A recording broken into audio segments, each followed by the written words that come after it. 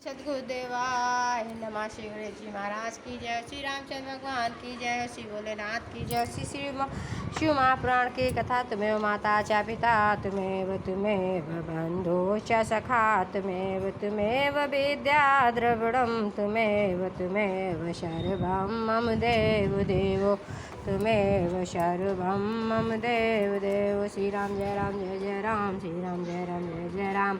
शिवलिंग की स्थापना का उसके लक्षण और पूजन की विधि का वर्णन तथा शिवपद की प्राप्ति कराने वाले सत्कर्मों का विवेचन। ऋषियों ने पूछा, सूत जी शिवलिंग की स्थापना कैसे करनी चाहिए, उसका लक्षण क्या है तथा उसकी पूजा कैसे करनी चाहिए, किस देश काल में करनी चाहिए और किस द्रव्य के द्वारा उसका निर्माण होना चाहिए। सूत जी ने कहा, महर्षियों, मैं तुम लोगों के लिए इस विषय का वर्णन करता हूँ, ध्यान देकर सुनो और समझो। अनुकूल एवं शुभ का समय में किसी पवित्र तीर्थ में नदी आदि के तट पर अपनी रुचि के अनुसार ऐसी जगह शिवलिंग की स्थापना करनी चाहिए जहाँ नित्य पूजन हो सके। पार्थिव द्रव्य से, जलमय द्रव्य से अथवा तेजस पदार्थ से अपनी रुचि के अनुसार कल्पोक्त लक्षणों से युक्त शिवलिंग का निर्माण करके उसकी पूजा करने से उपासक को उस पूजा का पूरा फल प्राप्त होता है। संपूर्ण शुभ लक्षणों से युक्त शिवलिंग की यदि पूजा की जाए तो वह तत्काल पूजा का फल देने वाला होता है। यदि चल प्रतिष्ठा करनी हो तो इसके लिए छोटा सा शिवलिंग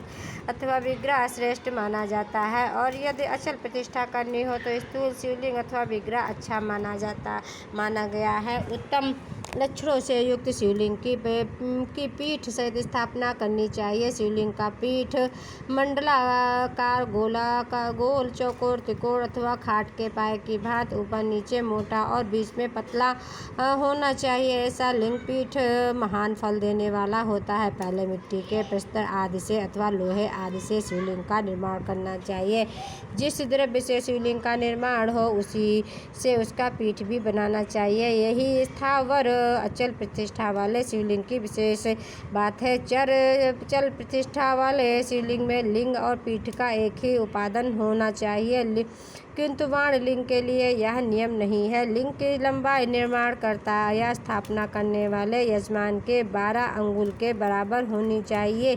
ऐसे ही शिवलिंग को उत्तम कहा गया है। इससे कम लंबाई हो तो फल में कमी आ जाती है, अधिक हो तो कोई दोष की बात नहीं। 4 लिंग में भी वैसा ही नियम है। उसकी लंबाई कम से कम कर्ता के 1 अंगुल के बराबर होनी चाहिए। उससे छोटा होने पर अल्प फल मिलता है, किंतु उससे अधिक होना दोष की बात नहीं है। यजमान को चाहिए वह पहले शिल्प शास्त्र के अनुसार एक विमान या देवालय बनवाए जो देवगणों की मूर्तियों से अलंकृत हो। उसका गर्भगृह बहुत ही सुंदर, सुदृढ़ और दर्पण के समान स्वच्छ हो।